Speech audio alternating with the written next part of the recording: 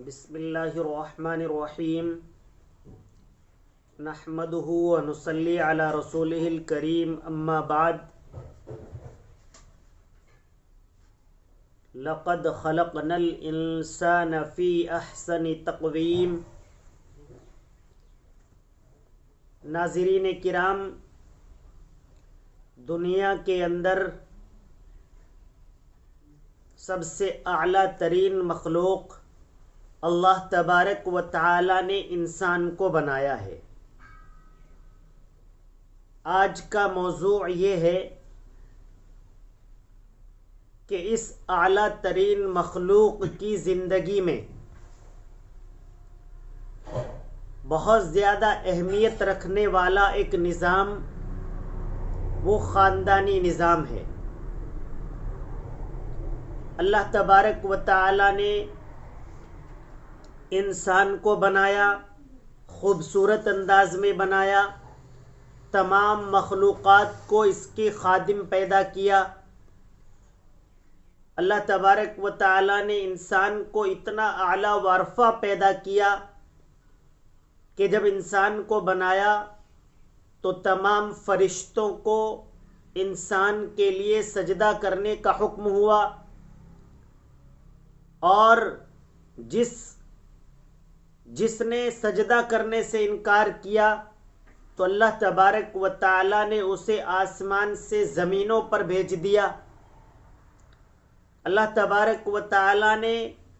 انسان کو ایسی قوت اور طاقت نصیب فرمائی کہ دنیا کے اندر وہ چاہتا ہے تو ہواؤں میں سفر کرتا ہے، دنیا کے اندر وہ چاہتا ہے تو زمین کی تہوں میں چلا جاتا ہے، بڑے بڑے سمندروں کے اوپر سفر کرتا ہے، اور جب وہ چاہتا ہے تو آسمانوں تک پہنچنے کی کوششیں کرتا ہے، چاند تاروں پر کمندیں ڈالنے کی کوششیں کرتا ہے، چاند پر پہنچتا ہے، ستاروں پر پہنچنے کی کوششیں کرتا ہے۔ دنیا کے اندر جس مخلوق کو چاہتا ہے، جس طریقے پر چاہتا ہے استعمال کرتا ہے، زمین پر جس طریقے کی چیزیں تیار کرنا چاہتا ہے وہ چیزیں تیار کرتا ہے۔ تو گویا دنیاوی زندگی کے اندر اللہ تبارک و تعالی نے ذہن و دماغ کے اعتبار سے، قوت و طاقت کے اعتبار سے، خوبصورتی کے اعتبار سے، عزت و رفعت کے اعتبار سے، ہر اعتبار سے انسان کو اعلیٰ وارفع بنایا اور بڑا بنایا۔ دوسری جانب جب ہم غور کرتے ہیں تو جو بچے کی پیدائش ہوتی ہے، جو جانور پیدا ہوتے ہیں جنہیں عقل و شعور نہیں ہوتا، وہ کچھ ایسے ہوتے ہیں جو 2-4 دن میں کھڑے ہو جاتے ہیں، چلنے لگتے ہیں، بولنے لگتے ہیں، اپنا رزق تلاش کرنے لگتے ہیں، اور قوت و طاقت میں اضافی ان کا بڑھ جاتا ہے۔ لیکن جب انسان پر ہم غور کرتے ہیں تو انسان پیدائش کے بہت دیر کے بعد تو آنکھیں کھولتا ہے، پھر مہینوں لگ جاتے ہیں اسے بولنے کے لیے، سالوں لگ جاتے ہیں اسے پیروں پر کھڑا ہونے کے لیے، پھر کئی سال لگ جاتے ہیں عمدہ طور پر شعور آنے کے لیے، عقل آنے کے لیے 15-16 سال کا ہو جاتا ہے، پھر مزید جب غور کرتے ہیں اور زیادہ باشعور، با اخلاق، ہر اعتبار سے عمدہ ہونے کے لیے اسے اور 20-30 سال لگ جاتے ہیں۔ ان تمام چیزوں کے اندر جب دیکھا جاتا ہے انسان کی پیدائش سے لے کر موت تک ایک نظام ہے جو اس کی زندگی میں بہتری لانے کا سبب بنتا ہے، وہ خاندانی نظام ہے۔ جب بچہ پیدا ہو جاتا ہے، اس کے بعد جب بڑا ہو جاتا ہے تو اسے ماں باپ کا سایہ ایک اعلیٰ و ارفع سایہ محسوس ہوتا ہے۔ اگر کسی کے والد نہ ہوں تو وہ اپنے آپ کو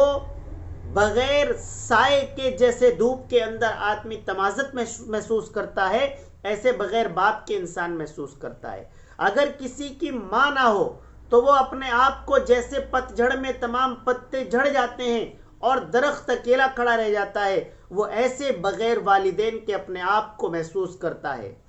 اگر آپ دنیا میں دیکھتے ہیں کہ کوئی میاں بیوی بہت دور دراز علاقوں میں رہتے ہیں، دوسرے ملکوں میں رہتے ہیں، تو ان سے معلوم کیجئے کہ خاندان کتنی بڑی چیز ہوتی ہے، وہ کس طریقے پر وہاں پر محسوس اس چیز کی ضرورت کو کرتے ہیں کہ اگر ہمارے ماں باپ ہمارے ساتھ ہوں، ہمارے بھائی بہن ہمارے ساتھ ہوں، اور ہمارے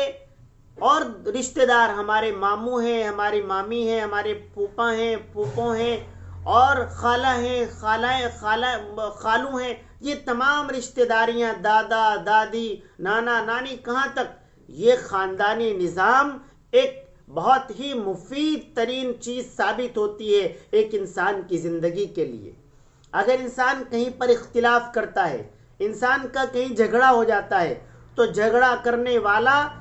غور کرتا ہے کہ اس کے پشت پناہی پر کتنے لوگ کھڑے ہوئے ہیں، اس کی پشت پناہی پر اس کے خاندان میں کتنے مرد حضرات ہیں جو ابھی 10 منٹ کے اندر اس کے پیچھے آ کر کھڑے نظر آ سکتے ہیں۔ اور مضبوط وہی شخص ثابت ہوتا ہے جس کا جتنا بڑا خاندانی نظام ہوتا ہے۔ اگر ایک شخص اکیلا ہو، اکیلا زندگی گزار رہا ہو، خاندان سے وہ کٹا ہوا ہو، تو پھر وہ اتنا کمزور ثابت ہوتا ہے کہ وہ اپنی حق بات کہنے سے بھی قاصر رہتا ہے۔ اور جو خاندانی نظام والے ہوتے ہیں، ہم اس کا سپورٹ تو نہیں کرتے، اس کو جائز تو نہیں ٹھہراتے، لیکن وہ اپنی ناحق بات پر بھی اس مانا کر اڑا رہتا ہے کہ اس کے ساتھ اس کے خاندان کے لوگ ہیں، اس کی پشت پناہی کے لیے سینکڑوں مردوں کا جماوڑا ہے۔ خاندانی نظام اتنا عمدہ ثابت ہوتا ہے کہ ہم جب مغربی ممالک پر آج غور کرتے ہیں،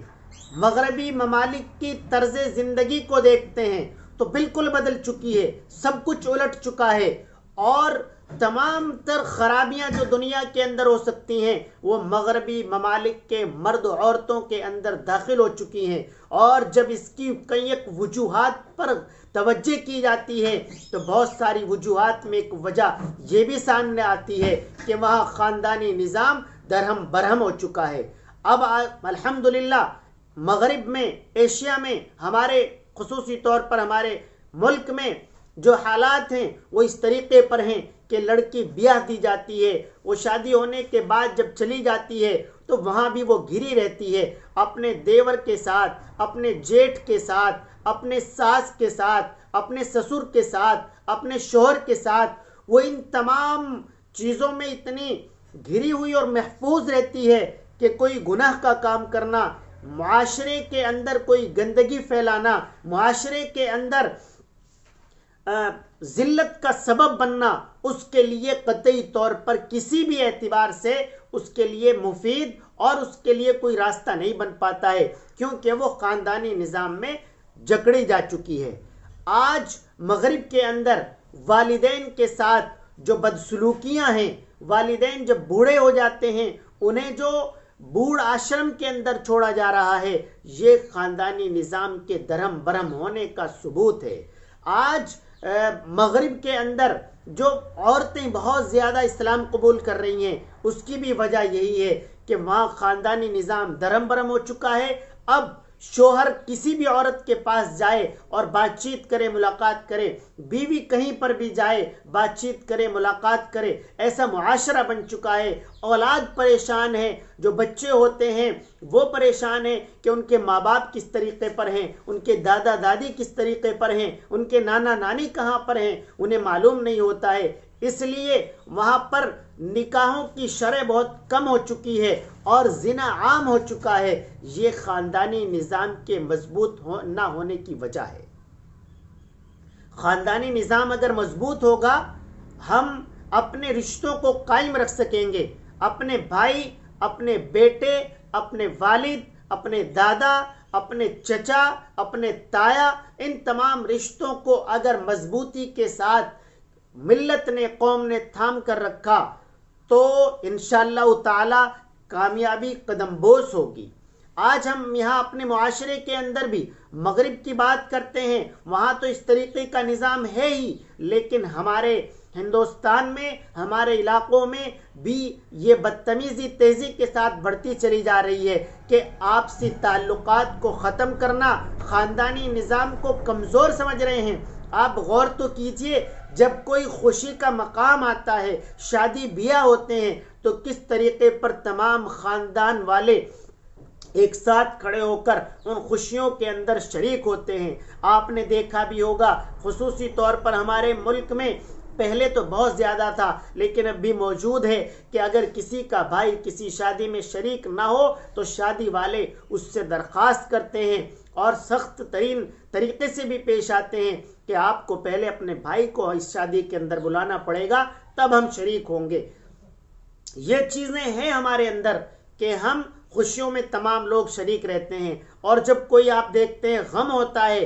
کوئی انتقال کر جاتا ہے، کوئی بیمار پڑ جاتا ہے، کوئی ایکسیڈنٹ ہو جاتا ہے، تو تمام خاندانی بھائی، تمام خاندانی لوگ اس کے ساتھ یک مشت کھڑے نظر آتے ہیں۔ کبھی تو اختلافات کے باوجود بھی پریشانی میں اپنے بھائی، اپنے بھتیجے، اپنے چچا، اپنے والد، اپنے دادا اور اپنے پوتے، اپنے بیٹے کے ساتھ تمام خاندان کے لوگ کھڑے نظر آتے ہیں۔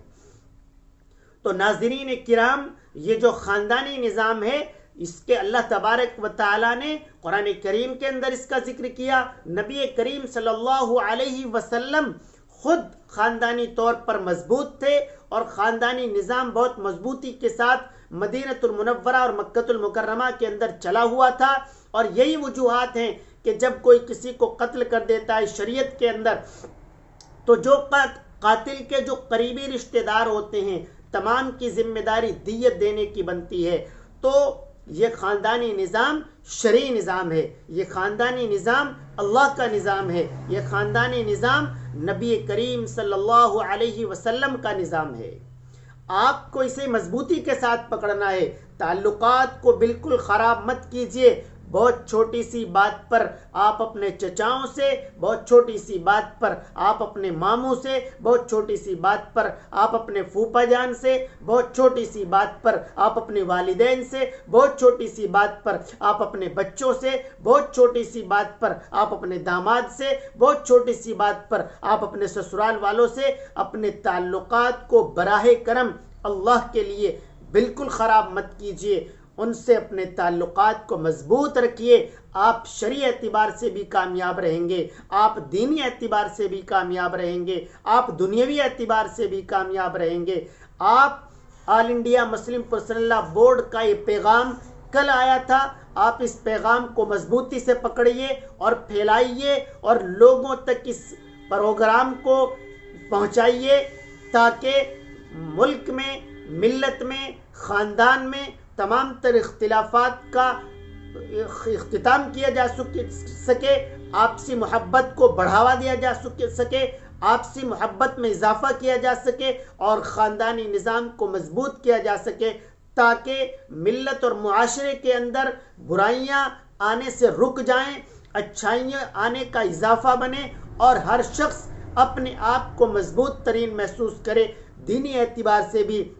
شرعی اعتبار سے بھی، ملی اعتبار سے بھی، قومی اعتبار سے بھی، ملکی اعتبار سے بھی۔ اگر خاندان آپس میں متفق ہوں گے، اگر خاندان آپس میں متحد ہوں گے، اگر بھائی بھائی آپس میں متفق ہوں گے، بھائی بھائی متحد ہوں گے تو قوم متحد ہوگی، خاندان متحد ہوگا تو ملت متحد ہوگی، اور ملت متحد ہوگی تو کامیابی انشاءاللہ قدم بوس ہوگی۔ ہر اعتبار سے، دینی، سیاسی، سماجی، ہر اعتبار سے اگر مضبوطی چاہتے ہو تو خاندانی نظام کو مضبوط کرنا پڑے گا۔ اللہ تبارک و تعالی ہم سب کو اپنے خاندانی طور پر محبت اور اتفاق سے رہنے کی توفیق عطا فرمائے۔ آپ ہمارے اس پروگرام کو اپنے 10 دوستوں تک پہنچا دیں، شیئر کریں، اور کمنٹ باکس میں آپ اگر کسی عنوان پر کچھ گفتگو چاہتے ہیں، تقریر چاہتے ہیں تو آپ ہمارے کمنٹ باکس میں لکھ کر بھیج سکتے ہیں۔ بہت شکریہ۔ السلام علیکم ورحمۃ اللہ وبرکاتہ۔